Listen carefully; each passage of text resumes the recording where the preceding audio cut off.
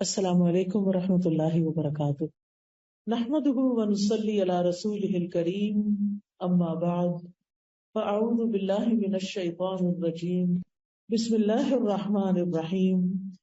رب اشرح لی صدری ویسر لی امری واحلل عقدۃ من لسانی یفقهوا قولی۔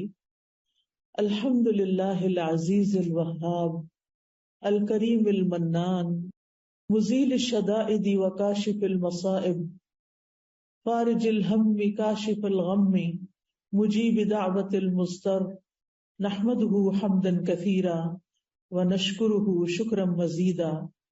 ہر قسم کی حمد تعریف اللہ رب العزت کے لیے ہے، جو عزت والا اور غلبے والا ہے، خوب عطا کرنے والا ہے، نہایت معزز اور بہت احسان کرنے والا ہے۔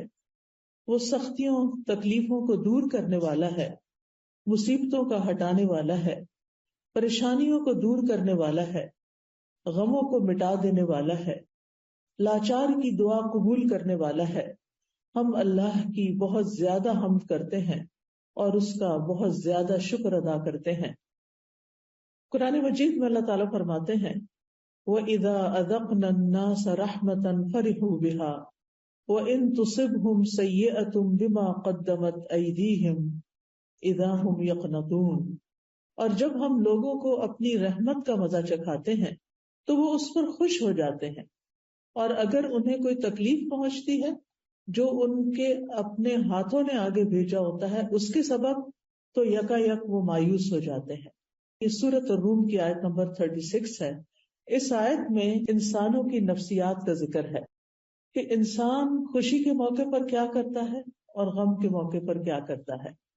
یعنی جب اسے خوشی ملتی ہے تو وہ اترانے لگتا ہے، وہ اللہ کو بھول جاتا ہے، لیکن جب غم آتا ہے اور وہ ان کے اپنے ہی اعمال کی وجہ سے انہیں کوئی تکلیف پہنچتی ہے، مصیبت آتی ہے، تو پھر یکا یک وہ مایوس ہونے لگتے ہیں۔ یعنی بہت کم انسانوں کے اندر ایک اعتدال کا رویہ ہوتا ہے کہ جس میں وہ خوشی اور غم کے موقع پر اپنے آپ کو کمپوز رکھیں، خوشی کے موقع پر اللہ کا شکر ادا کریں اور غم کے موقع پر صبر و شکر سے کام لیں۔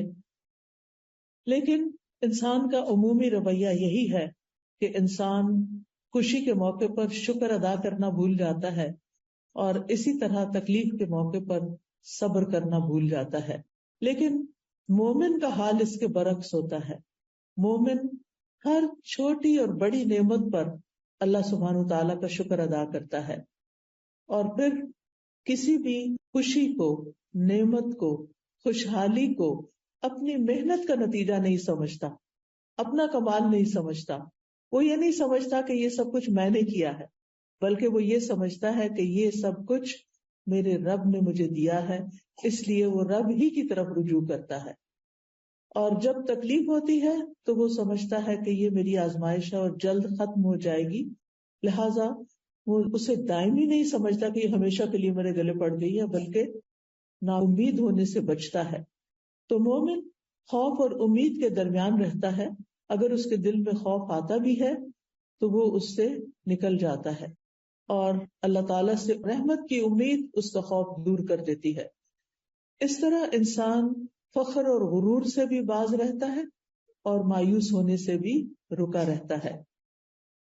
تو انسان اگر اپنی زندگی پر غور کرے تو جتنی اس کو نعمتیں ملی ہیں اس کے مقابلے میں تکلیفیں بہت کم ہیں، لیکن ہمارا حال یہ ہوتا ہے کہ ہم نعمتوں کا ذکر کرنا بھول جاتے ہیں، جبکہ اللہ تعالیٰ نے فرمایا فَأَمَّا بِنِعْمَةِ رَبِّكَ فَحَدِّثْ، کہ جہاں تک تمہارے رب کی نعمت کا تعلق ہے تو اس کا ذکر کرو، اس کو بیان کرو۔ نعمتوں کا ذکر کرنا چاہیے، نعمتوں کو یاد کرتے رہنا چاہیے، اپنے دل میں اور دوسروں کے سامنے بھی اللہ سبحانہ وتعالیٰ کا شکر ادا کرنا چاہیے۔ اللہ تعالیٰ اگر مال دیتا ہے، صحت دیتا ہے، عافیت دیتا ہے، امن اور آرام دیتا ہے، کھانے پینے کی وافر نعمتیں دیتا ہے، موسم اچھا ملتا ہے، ہمارے حالات اچھے ہوتے ہیں، ہم ایک پرامن جگہ پر رہتے ہیں، تو یہ ساری نعمتیں ایسی ہیں کہ جن کو پا کر انسان کو شکر گزار ہونا چاہیے۔ اور اس کے ساتھ یہ کہ انسان ہمیشہ اللہ تعالیٰ کی طرف رجوع کرتا رہے اور اپنا کمال اس کو نہ سمجھے، اور کسی بھی نعمت کے ملنے پر ناشکری سے بچے، کیونکہ انسان کی فطرت میں یہ چیز بھی ہے کہ جب اس کو کوئی ایک چیز مل جاتی ہے تو وہ اس پر قناعت نہیں کرتا، وہ چاہتا ہے اس سے اور آگے ملے اور آگے ملے، لہذا وہ اس کو بھول کر اور کی تلاش میں نکل کھڑا ہوتا ہے، لہذا جو نعمتیں اس کو ملی ہوتی ہیں ان سے بھی پوری طرح فائدہ نہیں اٹھاتا۔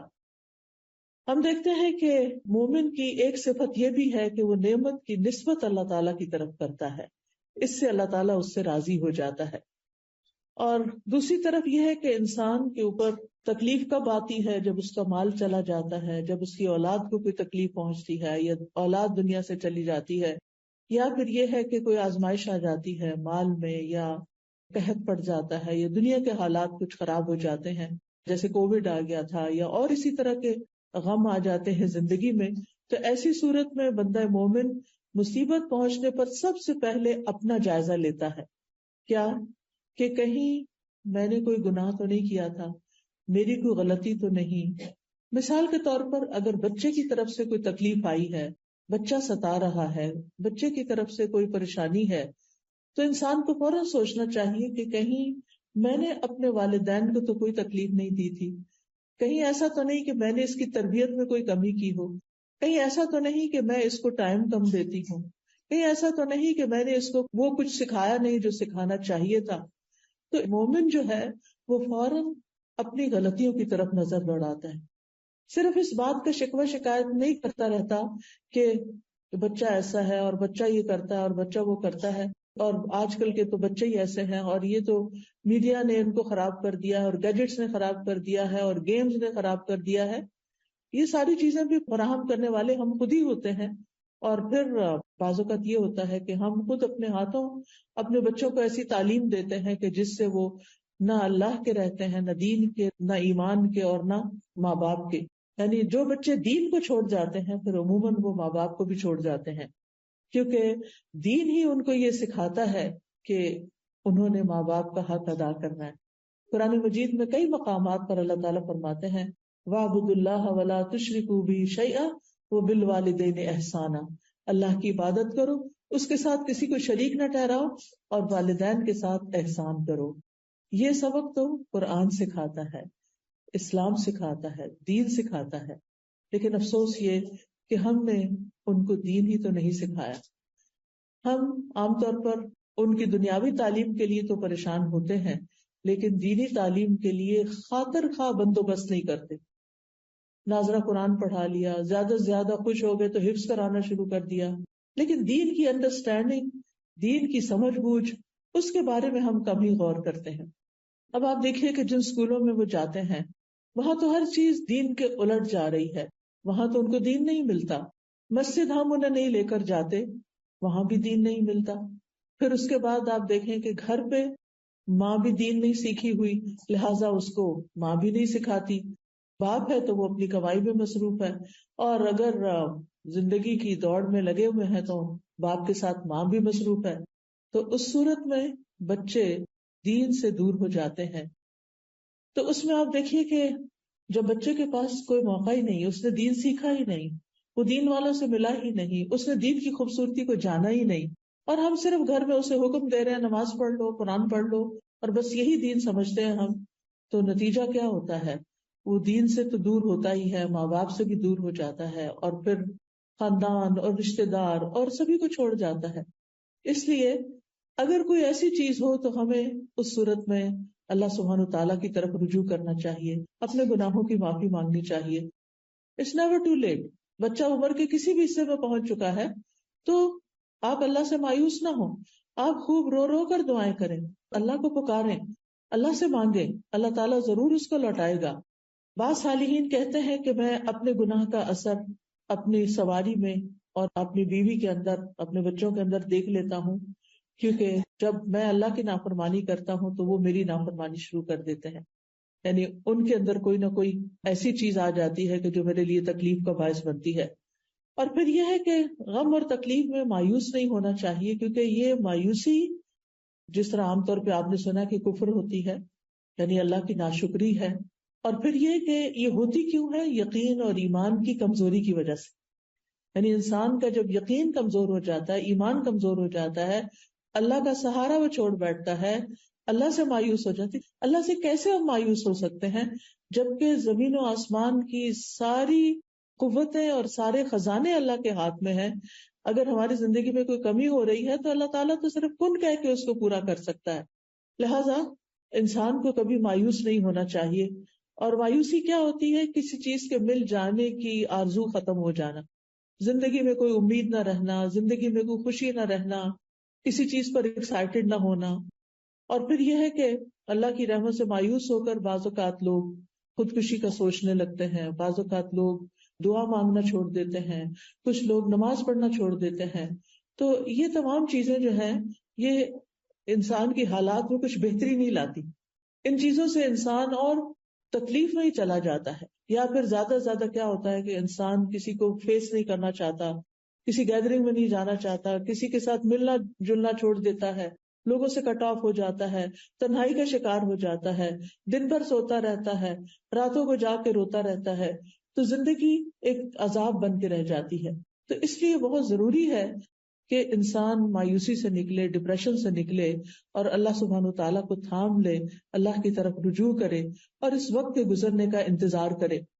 اللہ سبحانہ و تعالیٰ قرآن مجید میں بندوں کو مایوس ہونے سے منع فرماتا ہے کہ لا تقنطوا من رحمت اللہ ان اللہ یغفر الذنوب جميعا. اللہ کی رحمت سے مایوس نہ ہو.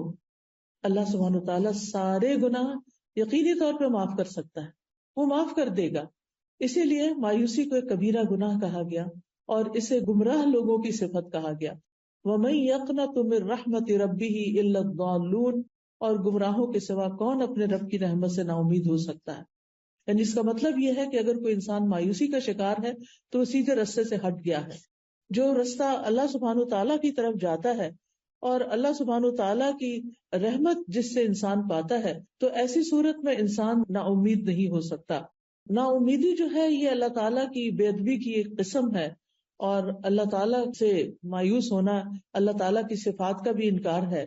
اور اللہ کی رحمت سے نا امید ہونا جو ہے وہ انسان کے اپنے حق میں سب سے زیادہ نقصان دہ ہے. پھر ہم دیکھتے ہیں کہ اللہ سبحانہ تعالیٰ اپنے بندوں کو مایوس ہونے سے بچاتا ہے، اور اس کے لیے بارش کی مثال دی جاتی ہے کہ وہی ہے جو بارش برساتا ہے جبکہ لوگ نا امید ہو چکے ہوتے ہیں، اور اپنی رحمت کو پھیلا دیتا ہے، اور وہی مدد کرنے والا ہے اور تمام تعریفوں کے لائق ہے. اسی طرح ایک حدیث قدسی میں آتا ہے، نبی صلی اللہ علیہ وسلم نے فرمایا، ہمارا رب عز و جل اپنے بندوں کی مایوسی پر ہنستا ہے حالانکہ حالات کی تبدیلی قریب ہوتی ہے. تو ایک نے عرض کیا، اے اللہ کے رسول صلی اللہ علیہ وسلم، کیا رب عز و جل بھی ہنستا ہے؟ اللہ تعالیٰ بھی ہنستا ہے؟ تو آپ نے فرمایا ہاں. تو انہوں نے عرض کیا، جو رب ہنستا ہے ہم اس کے ہاں خیر اور بھلائی کو کم نہیں پا سکتے، یعنی پھر وہ تو خوب خیر اور بھلائی کو عام کرنے والا ہے. سفیان ابن عیینہ کہتے ہیں، جس نے لوگوں کو اللہ کی رحمت سے مایوس کیا یا خود اللہ کی رحمت سے مایوس ہوا، اس نے دراصل ایک غلط کام کیا. یعنی نہ تو کسی کو مایوس کرنا چاہیے اور نہ خود مایوس ہونا چاہیے، کیونکہ مایوسی کفر اور ہلاکت کا سبب ہے، گمراہی کی ایک وادی ہے اور مایوسی میں تباہی ہے. اور مایوس ہونے والے جو ہیں وہ پھر کسی کام کے نہیں رہتے، نیکی کے کام میں سستی اور کمزوری آنے لگتی ہے. مایوسی سے انسان اللہ کے ذکر سے دور ہو جاتا ہے اور بعض اوقات گمراہیوں کی طرف اور گناہوں کی طرف چل پڑتا ہے. بعض لوگ ڈرنک کرنا شروع کر دیتے ہیں، بعض لوگ نشے کا شکار ہو جاتے ہیں، اور انسان پروڈکٹیو نہیں رہتا. مجبوراً جو دنیا کے کام کرنے پڑتے ہیں، حتیٰ کہ کھانے پینے سے بھی غافل ہو جاتا ہے، اس کو کھانا پینا بھی اچھا نہیں لگتا، اس کے دل سے سکون اڑ جاتا ہے، سکینت ختم ہو جاتی ہے، بے قراری اور غم اس کی زندگی پہ چھا جاتا ہے، اس کے دل کے اندر ایک بگاڑ آ جاتا ہے. اور پھر ایسی صورت میں انسان کو چاہیے کہ اپنا سیلف انالیسس کرے تاکہ وہ اس کنویں سے باہر نکلے، اس مصیبت سے باہر نکلے. ہم سب کے لیے کچھ سوال ہیں، میں سوال کرتی جاؤں گی، آپ اپنا جائزہ لیتے جائیں کہ کیوں میں اللہ کی رحمت سے مایوس ہوئی، کب ہوئی، کن کن مواقع پر میں پریشان ہوتی ہوں، وہ کون سی چیز ہے جس کی وجہ سے میرے اندر چڑچڑا پن آ جاتا ہے. آپ گھر جا کے ان سوالوں کو لکھ بھی سکتے ہیں. یعنی پہلے تو مرض کو ڈائگنوز کریں کہ وہ کون سی چیز ہے جس کی وجہ سے مجھے بہت غصہ آ جاتا ہے، میں بہت پریشان ہو جاتی ہوں، میں ڈپریشن میں چلی جاتی ہوں، میں مایوسی میں چلی جاتی ہوں. دوسرا سوال یہ کہ پھر میں اس سے نکلنے کے لیے کیا کرتی ہوں، یعنی کیا میں اس میں جب گرتی ہوں تو پھر میں گری رہتی ہوں یا میں باہر آنے کی کوشش کرتی ہوں. اس وقت میری کیفیت کیا ہوتی ہے؟ رونا دھونا، یا شکوے شکایت کرنا، یا ہر وقت اٹھتے بیٹھتے آہوزاری کرنا، یا پھر کسی علم والے سے، کسی ڈاکٹر سے، کسی سائیکیٹرسٹ سے، کسی دینی عالم سے رجوع کرنا. آپ دیکھیے کہ ہم میں سے ہر ایک کی آزمائش فرق ہوتی ہے، لیکن دنیا کا کوئی انسان ایسا نہیں کہ جو آزمایا نہ جائے. مثلاً ہم چھوٹی چھوٹی چیزوں پر بھی اپنی زندگی میں پریشان ہوتے ہیں. مثال کے طور پر آپ جس گھر میں رہتے ہیں وہاں کا شور، بچوں کا شور یا کسی کا اونچا بولنا آپ کو بہت ڈسٹرب کرتا ہے، جس کی وجہ سے آپ سارا دن ڈسٹرب ہی رہتے ہیں. پھر اسی طرح کسی کا اصول توڑنا، مثلاً آپ اپنے ہسبینڈ کے ساتھ گاڑی میں جا رہے ہیں، وہ اسٹاپ سائن پہ رکتے نہیں، وہ ڈرائیونگ کرتے ہوئے اسپیڈ لمٹ سے آگے چل پڑتے ہیں. اس طرح کی چھوٹی چھوٹی باتیں، وہیں گاڑی میں بیٹھے بیٹھے آپ پریشان ہو جاتے ہیں. آپ اتنے شوق سے کسی پکنک پہ جا رہے ہیں لیکن وہ جو راستے میں ٹریفک رولز توڑے جا رہے ہیں اور آپ ٹینس بیٹھے ہوئے ہیں کہ ابھی کسی کو آپ نے دیکھ لیا تو اب شامت آئی اور اب پتہ نہیں کیا ہوتا ہے، کوئی ایکسیڈنٹ ہو. یعنی سارا وقت جو ہے وہ آپ کا ایک ٹینشن میں، ایک پریشانی میں اور ایک خوف میں اور ایک غم میں گزرتا ہے، حتیٰ کہ آپ نہ ریلیکس ہوتے ہیں، نہ کوئی بات کرتے ہیں، نہ ہنس سکتے ہیں، نہ خوش ہو سکتے ہیں. سارا وقت آپ کی نظر جو وہ سڑک پر ہی لگی ہوئی ہے کہ اب پتہ نہیں کیا ہوگا اور اب کیا ہوگا. اسی طرح کچھ لوگوں کی پریشانی روپے پیسے میں، بزنس میں، جاب میں کمی کی وجہ سے ہوتی ہے. کبھی لوگوں کو اپنے خاندان والوں سے بہت شکوے شکایات ہوتے ہیں، والدین سے شکایتیں ہوتی ہیں، پھر شوہر ایسا مل گیا، پھر بچے ویسے ہو گئے، پھر بہن بھائی ایسے ہیں، پھر رشتے دار ایسے ہیں، زمانہ ہی ایسا ہے، لوگ ہی ایسے ہیں، کوئی بھی اچھا نہیں، سبھی سے بد دل، سبھی سے مایوس، کوئی توجہ نہیں دیتا، کوئی مجھ سے محبت نہیں کرتا. یعنی اس قسم کی باتوں میں کھوئے رہتے ہیں. کچھ لوگوں کو اللہ کا شکر ہے کہ صحت کا بھی مسئلہ نہیں ہوتا، رشتے داروں کا بھی، ان میں سے نہ مالی بس سب نعمتیں ہیں، وہ پوری دنیا کو اپنے سر پہ بٹھا دیتے. کس ملک میں کیا ہو رہا ہے اس کی خبریں سن، اس کی سن. رہتے یہاں ہے، 20 سال سے پاکستان نہیں گئے، لیکن پاکستان کے حالات پہ اتنے دکھی اور اتنے غمگین رہتے ہیں کہ جیسے ان کے اس دکھ اور غم کی وجہ سے سارے حالات ٹھیک ہو جائیں گے. جس محفل میں بیٹھیں گے وہاں پالیٹکس ڈسکس کرنا شروع کر دیں گے اور مستقل ایسا لگتا ہے کہ جیسے وہی سب سے زیادہ ایکسپرٹ ہیں ان ساری چیزوں پہ. حالانکہ ان ساری باتوں کا ان کی ذات سے کوئی خاص تعلق نہیں ہے. جب آپ کسی ملک میں رہتے نہیں ہیں تو اس کے غم پالنے سے آپ کا کچھ بھلا نہیں ہونے والا. تو یاد رکھیے، خوشی یا مصیبت پہنچنے پر اپنے رویے، اپنے ری ایکشن کو دیکھا کریں کہ میں اس پر ری ایکٹ کس طرح کرتی ہوں، اور پھر اس ری ایکشن کے بعد وٹ نیکسٹ میں کیا کرتی ہوں. یعنی مثال کے طور پر شوہر کی کوئی بات بری لگی، اس کے ساتھ غصے سے ری ایکٹ کیا، اس کے بعد اس کا بھی موڈ آف ہو گیا، آپ کا بھی ہو گیا. اب سارا دن کوئی بول چال نہیں، اب سارا دن اپنے آپ کو کھائے چلے جا رہے ہیں، کھائے چلے جا رہے ہیں. اب آپ کو کرنا کیا چاہیے؟ اب آپ سوچتے ہیں کہ اب یہ حالات ٹھیک کیسے ہوئے، کہ کچھ مرد حضرات تو ایک دفعہ ناراض ہو جائے تو پھر دن ہی لگ جاتے ہیں ان کو واپس لوٹنے میں. تو پھر آپ کو یہ پریشانی لگتی ہے کہ اب پتہ نہیں کس دن گھر کا ماحول ٹھیک ہوگا، اور پھر ابھی ٹھیک ہو نہیں رہتا کہ پھر دوبارہ کوئی مسئلہ پیش آ جاتا. تو ضرور سوچیں کہ کہیں میری وجہ سے تو نہیں یہ ہوتا، کہیں میں تو اس کا سبب نہیں، کہیں میں تو اوور ری ایکٹ نہیں کر جاتی. کیونکہ دو چوائسز ہوتی ہیں آپ کے پاس. ایک یہ کہ آپ کسی ایسی سچویشن کو جو آپ پسند نہیں کرتے اس کو اگنور کر جائیں، وہاں سے ہٹ جائیں، وہاں سے نکل جائیں. کوئی بات بری لگی ہے تو تھوڑی دیر کے لیے اپنے آپ کو کنٹرول کر لیں، زبان سے کچھ نہیں نکالیں. ٹھیک ہے آپ کے چہرے پر تو ضرور آئے گا کہ آپ کو اچھا نہیں لگا، لیکن اگر آپ اپنا منہ زپ کر کے باہر نکل جاتے ہیں تو آپ کے لیے آئندہ آسانی ہو جائے گی. تھوڑی دیر کے بعد وہ دھواں چھٹ جائے گا اور حالات نارمل ہو جائیں گے. لیکن اگر آپ اس وقت وہاں بول پڑتے ہیں اور اونچی آواز سے بول دیتے ہیں اور نیگیٹولی ریئیکٹ کرتے ہیں تو وقتی طور پر تو آپ کا غصہ جو ہے وہ نکل جائے گا، لیکن اس کا خمیازہ لانگ ٹائم تک بھگتنا پڑے گا. اور پھر اگر ایک انسان ریپیٹڈلی ایسی حرکت کرتا ہے تو وہ بدنام بھی ہو جاتا ہے. یہ تو ہے ہی ایسی، اس سے تو یہی توقع رکھنی چاہیے. تو اگلا جو آپ اپنی ڈائری میں جا کے لکھیں گے یا کسی کاغذ پر، وہ یہ کہ خوشی یا مصیبت کے پہنچنے پر میرا رویہ کیا ہوتا ہے، اور پھر یہیں سے آپ نکال سکتے ہیں کہ میرا رویہ کیا ہونا چاہیے. آپ اس پیپر کو یوں دیکھیں کہ جیسے یہ کسی کی بات لکھی ہوئی ہے کہ اس نے خوشی یا غم کے موقع پر یہ رویہ اختیار کیا، تو آپ کہیں گے ہے اس کا دماغ صحیح ہے، ایسا کیوں کیا؟ یعنی آپ کو اپنا رویہ خود ہی درست نہیں لگے گا. اس کے بعد یہ ہے کہ جب کوئی معاملہ خراب ہو جائے، جب حالات پریشان کن ہو جائیں، تو پھر آپ اپنے قابل اعتماد لوگوں سے ڈسکشن کر سکتے ہیں، سوال کر سکتے ہیں، اس معاملے کا حل پوچھ سکتے ہیں. لیکن اگر سامنے والا جس کو آپ اپنی کہانی سنا رہے ہیں، اگر وہ آپ کو آئینہ دکھانے کی کوشش کرے کہ یہ غلطی دراصل آپ سے شروع ہوئی ہے، تو اس کو اپنے اوپر ایک حملہ نہ سمجھے، اس کو اس کی خیر خواہی سمجھے کہ یہ شخص میرا ہمدرد ہے، کیونکہ آپ نے پہلے اس پر ٹرسٹ کیا، اسی لیے تو آپ اس کے پاس گئے. تو ٹرسٹ وردی شخص کو پھر ٹرسٹ ہی کریں، اس کی کسی بات کو مائنڈ نہ کریں، اس کی بات کو پرسنل نہ لے لیں کہ یہ تو ہے یہ ایسا. اور پھر یہ بعض اوقات لوگ انجسٹ بھی ہوتے ہیں، صحیح بات نہیں بھی کر رہے ہوتے، لیکن وہ اپنے تجربات سے بات کر رہے ہوتے ہیں، یہ ان کے ایکسپیرینسز آف لائف ہوتے ہیں جن کی روشنی میں وہ آپ کو مسائل کا حل بتا رہے ہوتے ہیں. تو ایسی صورت میں جب آپ ڈسکشن کر رہے ہوں تو اس میں سب سے پہلی بات یہ، یعنی آپ کو مسئلہ پیش آیا، اب آپ کسی کے پاس گئے، آپ مسئلہ بتا رہے ہیں، سب سے پہلے تو اپنے آپ کو کام ڈاؤن کریں.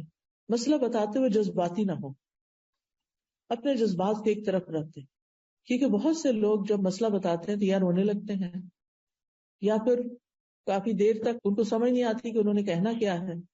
دوسروں کا وقت بھی بہت قیمتی ہوتا ہے. جب آپ کسی کے پاس کوئی مسئلہ لے کر جائیں تو پہلے گھر سے ہوم ورک کر کے جائیں کہ میں نے کیا پوچھنے کے لیے جانا ہے. یہ نہیں کہ اس کے پاس بیٹھ کے بار بار یہ کہیں میں تو بہت کچھ سوچ کے آئی تھی لیکن میرے دماغ سے سب کچھ اڑ گیا ہے. تو اس طرح کی باتیں نہ کریں، بلکہ اپنا وقت بھی استعمال کریں اور دوسرے کا بھی کریں، چاہے بہن ہی ہو، آپ کی دوست ہو، آپ کے ہسبینڈ ہو، کوئی بھی ہو. پہلے سے ہوم ورک کریں کہ میں نے کہنا کیا ہے، اور پھر جب آپ اس کے پاس جائیں اپنی بات کو اچھے سے بتائیں اور اس کی بات کو پوری توجہ کے ساتھ سنیں، بہت اچھے سے سنیں، بیچ میں اس کی بات نہ کاٹیں، بیچ میں نہ بولیں. جب وہ بتانے لگے، کچھ آپ کو سمجھانے لگے، چاہے آپ کو پسند آ رہا ہے یا نہیں آ رہا، جواب آپ کی مرضی کے مطابق ہے یا نہیں ہے، تو آپ اس کو سن لیں ایک دفعہ، کوئی اور رائے نہ دیں. پھر آپ بیٹھ کے اس کی نیت پہ شک نہ کرنے لگے، یعنی کہ اس کی نیت ہی خراب ہے، یہ تو میرا بھلا چاہتا ہی نہیں. کیونکہ دنیا میں کوئی ٹول ایسا ابھی تک ایجاد نہیں ہوا جس سے کسی کی نیت پرکھی جا سکے. اس معاملے میں بھی اور عام طور پر بھی کسی کی نیت کو اٹیک نہ کریں. جو بھی انسان ہے، جیسا بھی ہے، اس کے بارے میں حسن ظن رکھیں، اس کے بارے میں پازیٹو سوچیں کہ یہ اچھا انسان ہے. انلیس کہ وہ کوئی ایسی چیز کرے تو اس معاملے میں اس کو ایکسکیوز کر دیں، لیکن چھوٹی موٹی غلطیوں سے یا کسی کی ٹنگ سلپ سے اس میں ہنسنا نہ شروع کر دیں یا اس کے بارے میں برا خیال نہ کریں. پھر آپ دیکھیے کہ جب آپ گفتگو کریں، اپنا مسئلہ بیان کریں، تو اپنی نیت کو بھی ٹٹولیں کہ آپ کیوں مسئلہ بیان کر رہے ہیں، اور پھر یہ کہ آپ واقعی مسئلے کا حل چاہتے ہیں یا صرف کتھارسس چاہتے ہیں کہ آپ کو کوئی مل جائے کہ جس کے سامنے اپنی کہانی سنائے. بعض لوگ ایسا بھی کرتے ہیں کہ کسی کے پاس جاتے ہیں، اس کو مسئلہ سناتے رہتے ہیں اور اس سے پوچھنے کی زحمت بھی نہیں کرتے کہ آپ اس بارے میں کیا کہتے ہیں. جب ساری کہانی سنا چکتے تو پھر کہتے ہیں بس یہی تھا جو آپ کو بتانا چاہ رہے تھے، اینڈ دیٹس اٹ، کہانی ختم ہو گئی ہے، اب ہمارا غصہ دور ہو گیا. کوئی مشورہ ملے یا نہ ملے، اور اس نیت سے تو جاتے ہی نہیں کہ کوئی مشورہ ملے گا تو اس پہ عمل کرنا ہے، وہ تو صرف اپنے دل کی بھڑاس نکالنے کے لیے بعض اوقات ہم جاتے. اور پھر ایک شخص کو بھی سنا کے تسلی نہیں ہوتی، کچھ باقی رہ جاتا ہے، پھر کوئی اور دوسرا پکڑ لیتے ہیں، اس کے ساتھ بیٹھ جاتے ہیں، اس کو سناتے ہیں، کوئی تیسرا مل جاتا ہے اس کو سناتے ہیں، اور پھر اس طرح اپنے آپ کو مزید کنفیوز بھی کرتے ہیں. تو بہرحال ہمیں بات طریقے سے کرنی ہے، جس سے بھی کرنی، ہم میں سے ہر ایک کو ضرورت ہوتی ہے کاؤنسلنگ. اور پھر یہ ہے کہ اپنی رائے دوسروں پہ مسلط نہیں کرنی، بلکہ دوسروں کے نقطہ نظر کو سمجھنے کے لیے دھیان لگانا ہے. اور اگر آپ کو دوسرے کی کوئی بات سمجھ نہیں آئی تو شائستہ انداز میں اس سے سوال بھی کرنا ہے کہ آپ اپنی بات دہرا دیجئے. اور پھر یہ ہے کہ انسان کو غم، پریشانی، دکھ، مایوسی سے نکلنے کے لیے کچھ اور کام بھی کرنے، یعنی دوسروں سے صرف باتیں نہیں کرتے رہنا، اپنے آپ سے بھی کچھ بات کرنی ہے. ایسے مواقع پر اپنے آپ کو ٹائم دیجیے، اپنے آپ سے سوال کیجیے، اپنے آپ کو کچھ سکھائیے. کیسے؟ نمبر 1، اس دنیا کی حقیقت کو سمجھیں. جو لوگ اس دنیا کی حقیقت کو سمجھ جاتے ہیں ان کی پریشانیاں ختم ہو جاتی ہیں، کیونکہ وہ اس دنیا کی طرف نہیں دیکھتے بلکہ وہ آگے کی دنیا کو دیکھتے ہیں. وہ یہاں کے غم بھلا دیتے ہیں آخرت کے غموں کے ساتھ، کیونکہ غم کا مقابلہ غم سے کرنا ہے نا. تو جب ان کو آخرت کی فکر لگ جاتی ہے تو دنیا کی بہت سی فکریں سب سائڈ ہو جاتی ہیں. وہ کہتے ہیں یہ تو کچھ بھی نہیں. جب زمین کے اوپر رہنا مشکل لگتا ہے تو زمین کے اندر جو لوگ پڑے ہوئے ہیں قبرستانوں میں، جب ان کے بارے میں سوچیں گے تو کیا ہوگا. زمین کے اوپر رہنا پرسکون لگے گا. رات کو اگر نیند نہ آئے اور خیالات ڈسٹرب کریں تو اپنی سوچ کا رخ موڑیں ان لوگوں کی طرف جو قبروں کے اندر ہیں اور ان کو ایک پل کے لیے بھی چین نہیں ہے. تو آپ سوچیں کہ مجھے تو اللہ نے اتنا اچھا کمرہ دیا ہے، اتنا اچھا گھر دیا ہے، اتنا کمفرٹیبل بیڈ دیا ہے، میرے لیے ہیٹنگ اور کولنگ کا انتظام ہے، میرے پاس سب کچھ ہے، میں آخر کس بات پہ پریشان ہو رہی ہوں.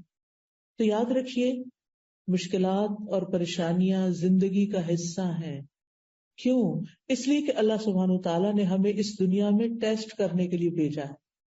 الذی خلق الموت والحیات لیبلوکم ایکم احسن عملا.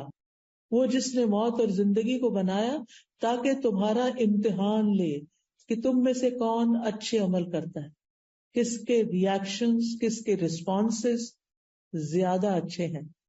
یعنی زندگی میں کام کاج کرتے ہوئے کسی بھی چیز، کوئی بھی کام، چاہے آپ ڈرائیونگ کر رہے ہیں، چاہے آپ کوکنگ کر رہے ہیں، چاہے آپ لانڈری کر رہے ہیں، ان ساری چیزوں میں انسان تھکتا ہے. انسان تھکتا ہے کام کرتے ہوئے. کچھ لوگ ہوتے ہیں وہ اظہار نہیں کرتے، ان کا وقت بھی گزر جاتا ہے. اور کچھ لوگ ہوتے ہیں ہر تھوڑی دیر کے بعد کہتے ہیں آج تو بہت تھک گئی، بہت تھک گئی. یعنی جو پاس بیٹھے ہوں گے وہ بیزار ہو جائیں گے سن سن کر آپ کی تھکاوٹ کی باتیں. نتیجہ کیا ہوگا؟ وہ آپ کے پاس بیٹھنا نہیں چاہیں گے. پھر آپ اور پریشان ہوں گے کہ یہ لوگ مجھے ٹائم نہیں دیتے، مجھے توجہ نہیں دیتے، میری بات نہیں سنتے. اصل میں آپ نے خود ہی بگایا ان کو ایسی باتیں کر کر کے جن کو نہ کر کے بھی گزارا ہو سکتا تھا. قرآن مجید میں اللہ تعالیٰ فرماتے سورۃ البلد میں لقد خلقنا الانسان فی کبد، یقیناً ہم نے انسان کو بڑی مشقت میں پیدا کیا ہے. اس دنیا میں انسان کے لیے ایک کے بعد ایک مشقت ہے. سوچئے جب ایک انسان پیدا ہوتا ہے، دنیا میں آ رہا ہوتا ہے، ماں کتنی مشقت سے جنم دیتی ہے. اور یہ مشقت صرف ماں کے لیے نہیں ہوتی، اس بچے کے لیے بھی ہوتی ہے جو دنیا میں آنے کے لیے پش کرتا ہے اور باہر کو آتا ہے. کتنی چھوٹی سی جگہ سے نکل کے آتا ہے وہ. آپ میں سے جو لوگ اس پروسیجر سے گزر چکے ہیں، آپ سوچئے کہ وہ دن شاید زندگی کا سب سے مشکل دن تھا جب آپ نے بچے کو جنم دیا تھا. اور اس وقت آپ سوچتے تھے کہ پتہ نہیں میں زندہ بھی رہتی ہوں کہ نہیں.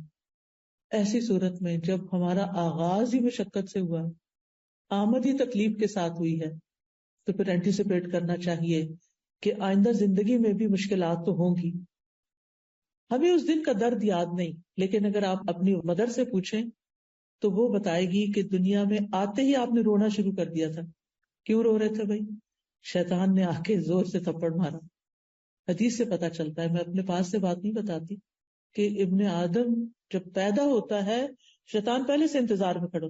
اپنے رشتہ دار تو باہر کھڑے ہوتے ہیں نا، یعنی جب بچے کی پیدائش ہوتی ہے تو باقی تو ماں باپ یا بہن بھائی باہر کھڑے ہوتے ہیں انتظار میں، شیطان اندر پہنچا ہوا ہوتا ہے. اس لیے جو بچیاں بھی بچوں کو جنم دیتی ہیں وہ اس وقت یا تو قرآن کی تلاوت سنتی رہیں یا آیت الکرسی لگائیں یا اللہ کا نام ذکر کریں، خود بھی ذکر کریں اگر ہمت ہے، ورنہ جو آپ کے ساتھ ہیں وہ آپ پر پڑھ کے سنائیں. اب تو الحمدللہ اگر کسی کو نہیں بھی پڑھنا آتا تو اپنے سیل فون پہ آپ قرآن مجید کی سورت کوئی بھی لگا کے، سورت الرحمن لگا دیں، سورت مریم لگا دیں، کوئی بھی سورت لگا دیں، آپ سورت طٰہٰ لگا دیں، آپ اس کو سن سکتے ہیں. سورت البقرہ لگا دیں، سورت البقرہ لگانے سے شیاطین بھاگتے ہیں. تو بہرحال اس وقت شیطان آ کے بچے کو ٹھونکا لگاتا ہے اور پھر انسان روتا ہے. اور آپ نے دیکھا ہوگا کہ جو بچہ روتا نہیں ہے نا، ڈاکٹر اس کو کیا کرتے ہیں؟ رلاتے ہیں، اس کو تھپکاتے ہیں اور رلاتے ہیں. پھر آپ دیکھیے کہ آپ کو بھوک لگی تھی، آپ کو ماں کے سینے سے لگایا گیا، ماں کو تکلیف ہوتی؟ پہلے بچے کی دفعہ خاص طور پہ، اور ہر بچے کی دفعہ جب وہ دودھ پلانا شروع کرتی ہے تو اس کو تکلیف ہوتی ہے. بچے کو مشکل ہوتی ہے نا، کتنی مشکل ہو. اس کو سک کرنا نہیں آ رہا ہوتا، وہ منہ میں رکھ کے سو جاتا ہے، اس کو ماں ہر وقت جگاتی ہے، اٹھو دودھ پیو. کیونکہ جو بچے نہیں دودھ پیتے اس وقت، یا ان کو غذائیت پوری نہیں ملتی، تو کیا ہوتا ہے؟ واپس ہاسپٹل لے جانا پڑتا ہے. کتنی مشقتوں سے بچہ صحیح طور پر کئی دن میں دودھ پینے کے قابل ہوتا ہے، اور ماں کی تکلیف دور ہوتی ہے کہ وہ بچے کو پلا سکے. پھر آپ دیکھیے کہ آپ کھانا شروع کرتے ہیں.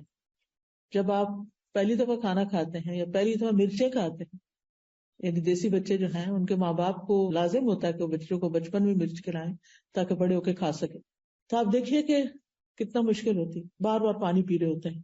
مجھے اچھی طرح یاد ہے کہ جب میں چھوٹی تھی تو کھانے کے ساتھ گلاس، ہر نوالے کے بعد پانی، ہر نوالے کے بعد پانی. کتنا نقصان دہ ہے، لیکن مرچیں برداشت نہیں ہوتی. بہرحال پھر آپ دیکھیے کہ بولنا شروع کرتے ہیں، مشکل ہوتی، کتنی مشکل ہوتی ہے. بچے کو کتنی دفعہ ایک لفظ سنانا پڑتا ہے، بار بار بار بار، پھر وہ سیکھتا ہے. پھر آپ دیکھیں کہ الفاظ جوڑتے ہیں، پھر جملے بناتے ہیں، پھر پیراگراف بنتے ہیں. لکھنا شروع کرتے ہیں، مشکل ہوتی. کوئی کٹنگ آرٹ اینڈ کرافٹ کرتے ہیں، مشکل ہوتی ہے. پھر آپ بچے کو بٹھاتے ہیں، کتنی دفعہ پٹکتا، نیچے سر اس کا لگتا ہے جا کے گر جاتا ہے. کبھی اس کو سہارے دے دے کے بٹھاتے ہیں، کبھی کہیں بٹھاتے ہیں. پھر کرال کرنے میں مشکل ہوتی. پھر آپ دیکھیے کہ چلنے میں تو اور مشکل ہے، ہر چند قدم کے بعد بچہ گرتا ہے. جب دوڑنے لگتا ہے تو ٹکراتا ہے چیزوں سے جا کے. بچپن کی مشقتیں ہمیں یاد نہیں ہوتی، وہ تو ہماری ماں برداشت کرتی ہے نا ساری کچھ، جس کو پھر ہم بڑے ہو کے بھول جاتے ہیں اور اس کی چھوٹی چھوٹی باتوں کو مائنڈ کرتے ہیں. پھر اسکول جانے میں مشکل ہوتی. بچے کتنا روتے ہیں، کتنا تنگ کرتے ہیں. صبح اٹھانے میں، جتنے دن اسکول جاتے ہیں بچے، صبح کے گھر میں ایک ہنگامہ ہوتا ہے، اور بچوں کو چھوڑ کے آنا، لے کے آنا. پھر انسان سوچتا ہے کہ اب ہائی اسکول تک پہنچ گیا. ہائی اسکول بڑا مشکل ہے. پھر ہائی اسکول کی گریجویشن ہو گئی، شکر ہے ایک کام ختم ہوا. سمجھتے ہیں کہ شاید مشکل یہاں ختم ہو گئی. پھر کیا ہوتا ہے؟ یونیورسٹی ہے، یونیورسٹی ختم ہو گئی. یونیورسٹی کے جتنے بھی سال ہیں مشقتوں میں گزارے، بڑی بڑی کتابیں پڑھتے، اسائنمنٹس کرتے اور پروجیکٹس بناتے. پھر کیا ہوا؟ پھر اب اس کے بعد جاب چاہیے. ڈگری پہ ڈگری لے چکے ہیں، جاب نہیں مل رہی. مشقت پہ مشقت، خدا کر کے جاب ملی. اب شادی کرنا ہے، ایک رشتہ دیکھ رہے ہیں، دوسرا دیکھ رہے ہیں، تیسرا دیکھتے ہیں، رشتہ پسند نہیں آ رہا، شادی کو تاخیر ہو رہی. پھر ایک اور مشقت، شادی ہو گئی، اب سب کی نظریں لگی ہوئی ہیں بچہ کب ہوتا ہے. ایک اور مشقت، کس کس کے سوالوں کا جواب دوں، کس کس کا جواب دیں. یعنی ینگ گرلس کے اوپر مجھے رحم آتا ہے کہ جن کو ہر آنٹی پوچھنے کھڑی ہو جاتی ہیں کوئی خوشخبری. بھائی جب کوئی آئے گی تو آپ کو بھی پتا چل جائے گا کہ آپ نے دعائیں کرنی ہیں، آپ دعائیں کریں. اور پھر خاص طور پر جن عورتوں کو کمپلیکیشنز ہو جاتی ہیں، ایک سے زیادہ بچہ پیدا نہیں کر سکتی. میری ایک بہت ہی سمجھدار اسٹوڈنٹ تھی اور لکھتی تھی اخباروں میں اور بہت قابل. ان کا ایک بچے کے بعد دوبارہ کہ کوئی کمپلیکیشن ہوگی، بچہ پیدا نہیں ہو سکتا.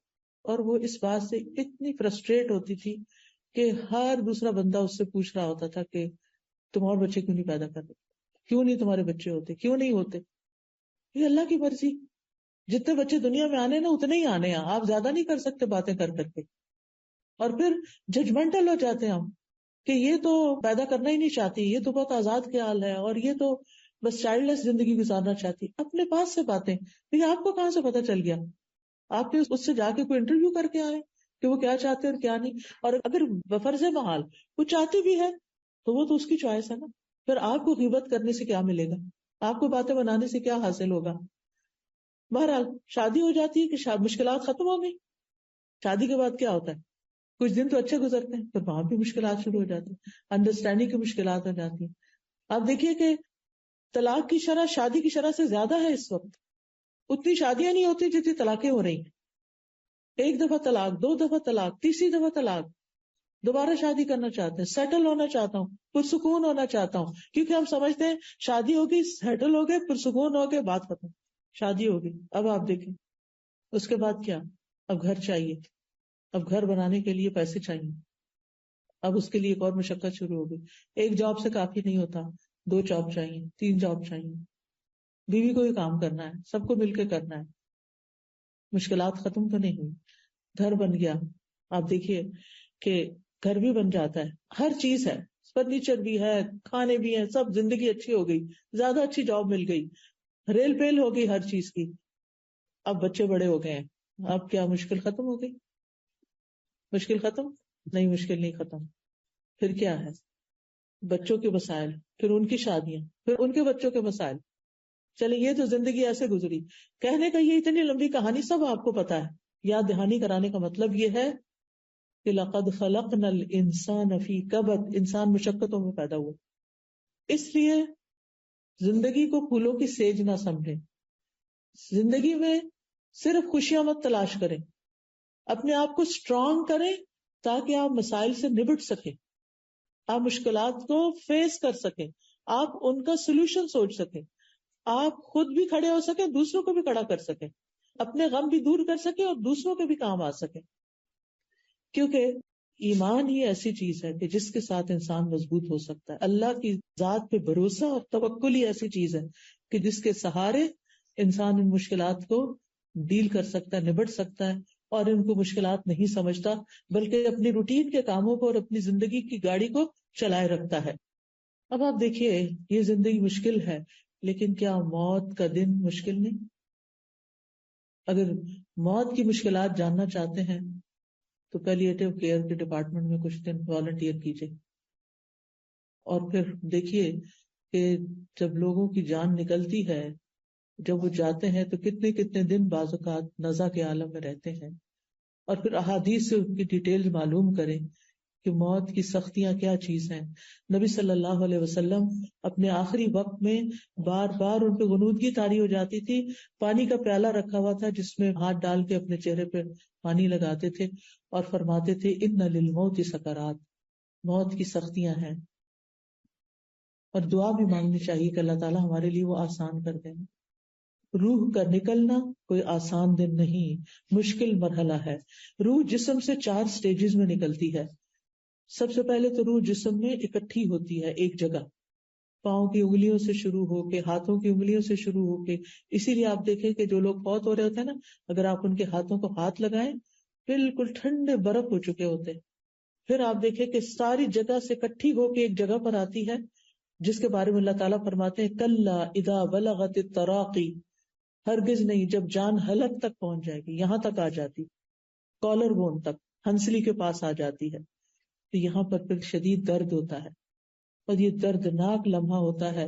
وہ بلغت القلوب الحناجر، یوں لگتا ہے دل منہ سے باہر نکل آئے گا. پھر روح نکلنے کا مرحلہ ہوتا ہے والنازعات غرقا، ان فرشتوں کی قسم جو جسم کے اندر گھس کے روح کو نکال کے لے جاتے ہیں. والناشطات نشطا، اور ان کی قسم جو آسانی سے مومنوں کی جان نکال لیتے ہیں. یعنی کافر کی جان نکالنا زیادہ مشکل ہوتی ہے بنسبت مومن کی، کیونکہ اس کی روح باہر نکلنا نہیں چاہتی. اس کو پتا ہے کہ آئندہ موت کے فرشتے دیکھے جو بہت ہی یعنی نیک روحوں کے پاس تو اچھے فرشتے آتے ہیں، جیسے اچھا ڈاکٹر آ جائے تو آپ کی تکلیف ہلکی ہو جاتی. تو جو نیک لوگ ہوتے ہیں ان کے پاس اچھے فرشتے خوش شکل، اچھے لباس میں، اچھی وضاحت، خوشبو کے ساتھ اور نرمی کے ساتھ وہ آتے ہیں اور بیٹھ جاتے ہیں اور پھر کہتے ہیں یا ایتھا النفس المطمئنہ، اے نفس مطمئنہ، ارجعی الی ربک راضیۃ مرضیہ، واپس چلو اپنے رب کی طرف. وہ تو تم نے ٹیسٹ کے لیے یہاں بھیجا تھا، اب واپسی کا وقت ہے. واپس چلو اپنے رب کی طرف راضیۃ، اس حال میں کہ تم رب سے راضی ہو. کیونکہ اس وقت بھی شیطان بہکاتا ہے، یہ دیکھو تمہارا رب تمہارے ساتھ کیا کر رہا ہے. مومن کہتا ہے میں اپنے رب سے راضی ہوں، جیسے دنیا میں تکلیف کی حالت میں وہ اپنے رب سے راضی رہتا تھا. موت کے وقت بھی راضی رہتا ہے. راضیۃ مرضیہ، ایسے شخص پر رب کی رضا بھی آ جاتی، اور اس کو کیا صدا ملتی، کیا آواز آتی، فادخلی فی عبادی وادخلی جنتی، آؤ میرے نیک بندوں کے ساتھ تم بھی جمع ہو جاؤ، آؤ میری جنت میں داخل ہو جاؤ. کتنا اچھا انجام ہے اس شخص کا جو نفس مطمئنہ رکھتا ہے، دنیا کی مشکلات میں ہوش و حواس نہیں کھو بیٹھتا، دنیا کی تکلیفوں میں اپنے رب سے راضی رہتا ہے. پھر آپ دیکھیے کہ کچھ لوگ دنیا میں سوچتے ہیں کہ اگر ہم خودکشی کر لیں گے تو ہماری زندگی کی مصیبتیں ختم ہو جائیں گی. واقعی جب کبھی میرے پاس کوئی ایسا شخص آتا ہے کہ اور بتاتا ہے تو میں اس سے پوچھتی ہوں تم واقعی سمجھتے ہو کہ خودکشی سے تکلیفیں ختم ہوں گی یا اس سے بھی زیادہ بڑی ہوں گی؟ ہاں یہ تو ہے کہ حرام موت ہے، پھر ایسا اور ویسا ہو گیا، تو پھر یہ تکلیفیں بڑی ہیں. یہ وہ عقل مند تو یہ سوچتا ہے نا یہ تکلیف برداشت کر لو، یہ ورتھ ہے برداشت کرنا بنسبت اس سے بڑی تکلیف کے. بہرحال اس کے بعد کیا ہوتا ہے انسان کے ساتھ، کہاں جاتا ہے مرنے کے بعد؟ قبر میں جاتا ہے. قبر کا مرحلہ آسان ہے؟ آسان ہے؟ نو. قبر ہر ایک کو بھیجتی ہے، مومن کو بھی، کافر کو، منافق، سب کو پریس کرتی ہے. اور پھر کیا ہوتا ہے، منکر نکیر آ جاتے ہیں. وہ کیا کرتے ہیں، سوال کرتے ہیں من ربو کا، ما دینو کا، من نبیو کا، اور بڑے سخت انداز میں سوال کرتے ہیں جیسے کوئی پولیس مین جو کسی مجرم سے سوال کر رہے ہیں اور ڈانٹ ڈپٹ کے کر رہے ہیں. اور اس وقت آپ دیکھیں کہ مجرم کا حال پھر کیا ہوتا ہوگا. وہ کہتا ہے مجھے نہیں پتا، میں نے سنا تھا، لوگ کہتے تھے، میں بھی کہتا تھا. اس نے رب کو نہیں جانا، رب کی معرفت حاصل نہیں کی، رب کی پہچان ہی نہیں. دنیا میں آئے ہیں، سب کچھ رب کا دیا ہوا کھا رہے ہیں، پی رہے ہیں، ہر چیز کر رہے ہیں، اور رب کو ہی نہیں جانتے، رب کو ہی نہیں پہچانتے. اگر کوئی بچہ آپ سے کہہ دے میں نہیں جانتا آپ کون ہیں، کیسا لگے گا آپ کو؟ اگر آپ کا بچہ آپ کو کہہ دے I have nothing to do with you, I don't know who you are، میں نہیں جانتا آپ. آج کے دور میں ایسے بچے ہیں، ماں باپ کو ہی ابینڈن کر دیتے ہیں کہ we are done with you، اب ہم آپ سے کبھی نہیں ملیں گے. کل ہی مجھے کسی نے بتایا. اور ایسے ماں باپ کا حال دیکھنے والا ہوتا ہے کہ جو اپنی ساری محنت کر کے، کما کما کے، تھک تھک کے ان کی یونیورسٹی کی فیس بھرتے ہیں اور ان کے زندگی کی ہر خواہش پوری کرتے ہیں. دور کی یونیورسٹیوں میں جا رہے ہیں تو آسانی کے لیے اپارٹمنٹ رینٹ پہ لے کے دیتے ہیں، اور معلوم نہیں کیا کیا کام کر رہے ہوتے ہیں. اور پھر جب بچے پڑھ جاتے ہیں، اپنی جاب کرنے لگے، انڈیپینڈنٹ ہو جاتے، پھر کہتے ہیں ہو آر یو، ہم نہیں جانتے آپ کو، ہم نے تو نہیں کہا تھا آپ ہمارے ساتھ یہ کریں. اللہ تعالیٰ ایسے برے وقت سے سب کو بچائے اور سب کے بچوں کو نیک بنائے. لیکن یہ کہ یہ بھی ایک آزمائش ہوتی ہے. بہرحال اللہ تعالیٰ کو کیسے لگتا ہوگا جب ہم اللہ ہی کو نہیں پہچانتے، اللہ تعالیٰ کی صفات ہی نہیں جانتے، اللہ تعالیٰ کے نام ہی نہیں جانتے. ہم میں سے کتنے لوگ ہیں جن کو 99 نیم زبانی یاد ہو اللہ تعالیٰ کے، اور پھر ان کا مطلب بھی آتا ہو. ہمیں اللہ تعالیٰ کا پتہ ہی نہیں ہے. وہ ہمارا رب ہے. وہ رب کون ہوتا ہے؟ زندگی میں مایوسی آتی ہی اس وقت ہے جب انسان رب کو نہیں پہچانتا. اور جو رب پہ توکل کرتا ہے، رب پہ بھروسہ کرتا ہے، رب کو جانتا ہے، تو وہ کبھی رب سے مایوس نہیں ہوتا. جیسے اس صحابی نے کہا نا رب ہنستا ہے، پتا چل گیا رب ہنستا ہے، اچھا وہ ہنستا ہے تو پھر ہمیں کوئی پریشانی نہیں، اس سے ہمیں خیر ہی کی توقع ہے. پھر آپ دیکھیے قبر کے بعد کیا ہوگا. قبر کے فرشتے تو آ چکے، وہ کوئی عبایا میں نہیں آئیں گے، وہ کسی اچھے خوبصورت لباس میں نہیں آئیں گے. ان کی آنکھوں کا رنگ نیلا اور جسم کا شاید کالا اور بہت بھیانک شکل، اور وہ زمین کو یوں کھودتے ہوئے اندر آ جائیں گے قبر کے اندر. کوئی بھی ساتھ نہیں ہوگا، کوئی غمخوار، کوئی سوائے اپنے اعمال کے. جب سر کی طرف سے کوئی چیز آئے گی تو قرآن آ جائے گا، جب دائیں طرف سے نماز آ جائے گی، پاؤں کی طرف سے نیک اعمال، لوگوں کی خدمتیں جو بھاگ بھاگ کے کی ہوں گی، وہ سارے آ کے مومن کو سراؤنڈ کر لیں گے اور اسے کوئی تکلیف نہیں پہنچنے دیں گے. لیکن ہم نے کتنی ایسی تیاری کر کے رکھی ہوئی ہے کہ یہ میری قبر کے لیے ہے سب کچھ. ہمیں اپنے بیڈ روم کی تو بہت فکر ہوتی ہے کہ اب ہمیں فرنیچر تبدیل کر لینا چاہیے، میٹرس اس سے اچھا والا آ گیا، اب وہ لے لیتے ہیں، کرٹن چینج کر لیتے ہیں، فلاں چیز فلورنگ بدل لیتے ہیں، کیا سے کیا نہیں کرتے رہتے. لیکن قبر کے لیے کیا تیار کر رہے ہیں، کتنے نیک اعمال ہیں کہ وہ ہمیں کس طرح پروٹیکٹ کریں گے. کیونکہ قبر تک اولاد بھی جاتی ہے، واپس چلی جاتی ہے. بیوی بچے جاتے ہیں واپس چلے جاتے ہیں، جو مال متاع ہوتا ہے وہ بھی ان کے ساتھ پیچھے ہی واپس چلا جاتا ہے، صرف قبر کے اندر عمل اترتے ہیں. تو اگر ہماری نمازیں ہی پوری نہ ہوں اور ڈھنگ ہی نہ پڑی ہوئی ہوں تو وہ کیا کریں گی؟ اب دیکھیں نا، اگر آپ کو شیلڈ دیتے ہیں تو شیلڈ بھی تو اسٹرانگ ہونی چاہیے نا. یہ نہیں کبھی پڑھ لی کبھی نہیں، کبھی لیٹ پڑھ رہے ہیں کبھی کچھ کر رہے ہیں کبھی کچھ کر رہے ہیں، کبھی قضا کر کر کے ساری جمع کر، یہ کس طرح کی نمازیں ہیں؟ ایسی نمازیں کیا پروٹیکٹ کریں گی؟ تو ہم اپنے اعمال کا جائزہ لیں. پھر آخرت کے دن کو مشکلات ہیں، جب لوگ قبروں سے اٹھیں گے یہ ایک اور مشکل وقت ہوگا. لوگ اپنے گناہوں کے مطابق پسینے میں ڈوبے ہوں گے. پھر اعمال نامے تولے جا رہے ہیں کہ کیسا دل دھک دھک کر رہا ہوگا کہ پتہ نہیں وزن پڑتا ہے کہ نہیں ان کا، کیونکہ جو کام ریاکاری اور دکھاوے کے لیے کیے ہوں گے ان کا وہ وزن ہی نہیں ہوگا، چاہے وہ ڈھیر ہوں گے، لیکن جب وہ میزان میں رکھے جائیں گے تو میزان اٹھ جائے گا، کچھ بھی نہیں ہوگا اس میں. پھر آپ دیکھیے پھر اللہ تعالیٰ کے سامنے پیش ہونا ہوگا، کیسے جواب دیں؟ کوئی ایک سوال کا جواب ہم دے سکیں گے؟ کیونکہ اللہ کو تو سب پتا ہوگا، کوئی جھوٹ بھی نہیں بول سکتے، کوئی دھوکہ فریب، کوئی باتیں ٹال مٹول بھی نہیں کر سکتے. دنیا میں تو کوئی کوشچن کرتا نا ہمیں، جیسے بچہ ہم سے کچھ پوچھتا ہے تو ہم نہیں بتانا چاہتے تو ہم اس کا دھیان بانٹ دیتے ہیں. شوہر کچھ پوچھتا نہیں بتانا چاہتے تو ادھر ادھر بات کر دیتے ہیں. لیکن وہاں تو نہیں کچھ بھی کر سکیں گے. حدیث میں آتا ہے کہ تم اللہ تعالیٰ کے سامنے اس طرح کھڑے ہوگے کہ تمہارے دائیں طرف جنت ہوگی، بائیں طرف جہنم ہوگی، کہ رب تمہارے سامنے ہوگا اور پھر اس وقت تمہیں کوئی چیز کام نہیں دے گی.